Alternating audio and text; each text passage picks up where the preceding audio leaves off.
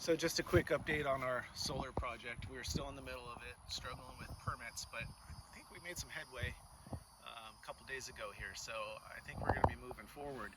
An update on the system though, it's awesome. So it's the EG418KPV, and we do have 3 Power Pro batteries on it.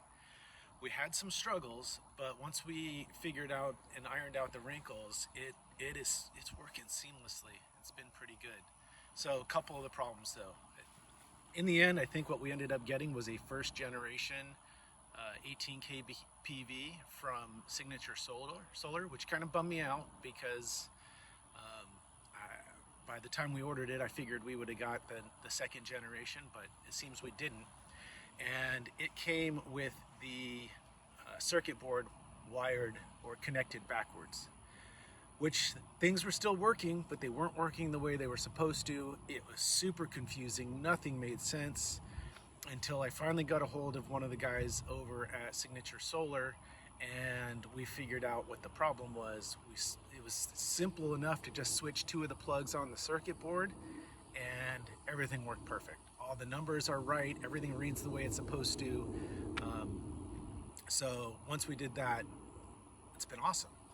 The other thing is we have a 4.5 ton air conditioner that is hooked up to it, and it's got a big draw, amperage draw. And just off the top of my head, it's been a while, but I think the maximum amperage peak that the 18 kPV can handle is about 130 amps. This thing was drawing well over that when it would kick on.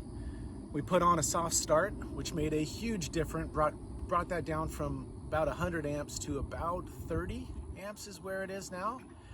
But it still is right at the maximum for the 18 kPV. So if I'm not on grid power, it works fine if we're on the grid, but if I'm not on grid, it doesn't run my air conditioner, which I wish I'd figured that out. Now 18 kPV just came out with another new version that it will handle that load now, so that's something to consider. But it's also a big air conditioner.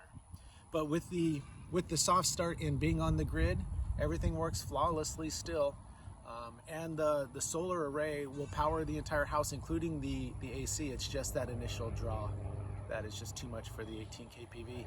And truly, the only other problem was figuring out how to hook up the generator so that it worked as an automatic switch when needed.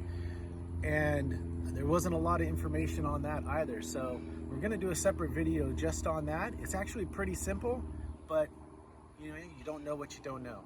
So now that that's working, everything's working together seamlessly. Hopefully we'll start our permit process on Monday, and we'll move forward with building an actual permanent solar array.